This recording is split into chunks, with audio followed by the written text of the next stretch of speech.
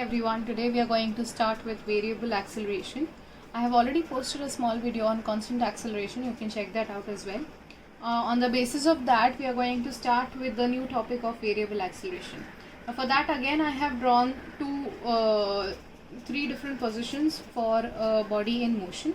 Let us assume that there is a box placed at position 1 at time 0 seconds and has a velocity of 5 meter per second. It moves to point B or point 2 and has a velocity of 10 meter per second. It takes 2 seconds of time to travel this distance. Then it moves to point 3 wherein it achieves a velocity of 20 meter per second and it completes this distance from 2 to 3 in a matter of another 2 seconds. So the final time here becomes 4 seconds. Okay.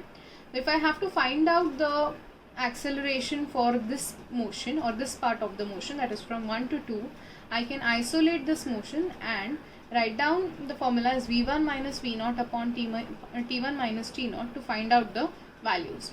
If you put in the values, numerical values, you find out you will be able to easily calculate that the acceleration for this part comes up to 2.5 meter per second square.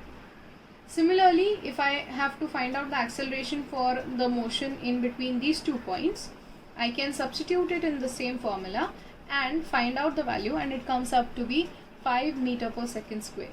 You can easily notice that the magnitudes of acceleration for both these parts is not constant, as in we had seen for constant acceleration. So what is the conclusion from this point? That the acceleration is changing with respect to time. That is, the rate of change of velocity is also changing with respect to time.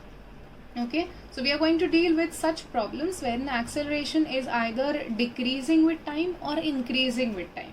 Clear? So looking at the connection between displacement, velocity and acceleration, if displacement is denoted by s and velocity is denoted by v, then velocity can be given as ds by dt, that is the first order derivative of displacement. If you continue with the acceleration velocity relation, then if acceleration is denoted as a, then the acceleration can be given as the first order derivative of the velocity. In short, you are taking double order derivatives of displacement.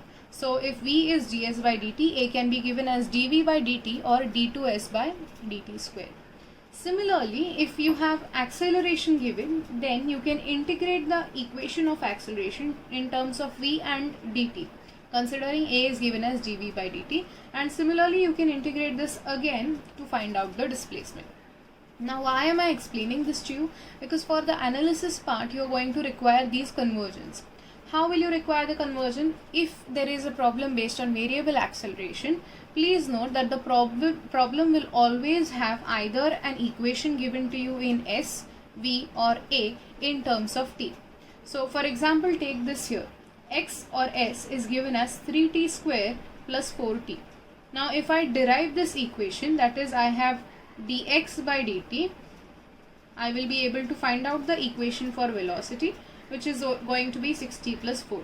If I differentiate this equation again, then I will have the equation of acceleration, which comes out to be 6.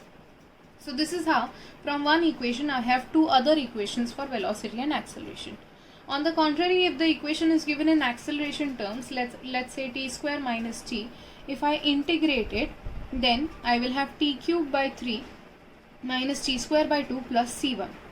In such equations where integration is mandatory, usually you will be given a condition. Let us assume a condition is given that at t equal to 0 seconds, v is 5 meter per second. So if you substitute the value of t here and v here, you will be easily able to find out the value of c1.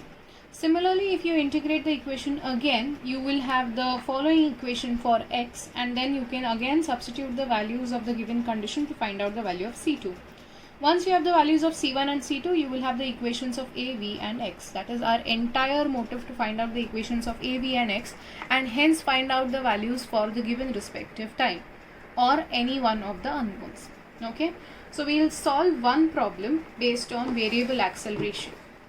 In the given problem, we have a sphere that has been fired into a medium and it has an initial speed of 27 meter per second.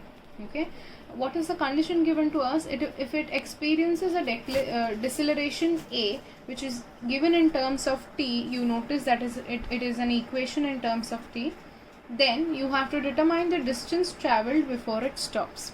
Okay, so before the velocity becomes 0.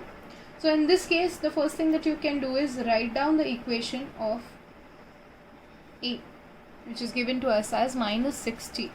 If you go ahead and integrate this, or you can simplify it by writing it as dv by dt is equal to minus 6t. Okay, taking dt term to the RHS, I can integrate dv and minus 6 integral of t dt. Okay, so I will have this derivative of initial velocity to whatever velocity I need. So it's going to be v minus 27 is equal to, if I'm integrating this, it's going to be t square by 2, dividing 6 by 2, I will have it as minus 3t square plus c1. Okay, now the time at which the particle stops, basically where the velocity becomes 0. Okay, so in this case you see that there has been no condition given to us wherein we can find out the value of c1. So in such kinds of problems you can completely omit the integration constant only when the condition is not given to you. Otherwise, if there is a condition given to you wherein at t equal to so and so, v is so and so, or x is so and so is given, you will definitely have to find out the problem. You will have to definitely find out the integral constant. Now in this case, rather than focusing on the integral constant, we will focus on how to find out the value of t. So I need a point wherein the particle comes to a halt. Comes to a halt as in the velocity becomes 0. So here I am substituting the value of v as 0. So 0 minus 27 should be equal to minus 3t square. Okay, if I find out the value of t from this equation, I get it to be 3 seconds. Now my aim is to find out the displacement of the body, or the distance traveled by the body at t equal to 3 seconds. So what I do is I will first find out the value of, or the equation of displacement.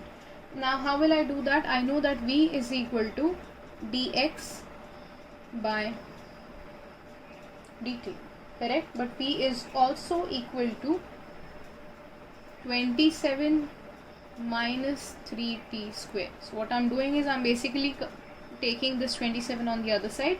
I have 27 minus 3t square as v, and now I'm going to integrate it like we integrated the v equation. So I have integral of dx equal to integral of 27 minus 3t square dt from 0 to 3. Okay, and this will be from 0 to x. If I find out the value of the equation, x comes out to be 27t minus t cube, coming from 0 to 3. Okay, 3 getting cancelled here.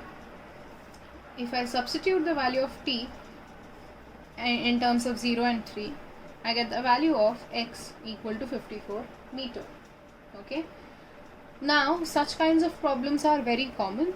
The only glitch here was that I couldn't have invert C1 and C2 here because no condition was given in the problem. Okay, I will definitely send you a problem on the group wherein a condition for finding out C1 and C2 is given. You can definitely practice that out. Okay, thank you.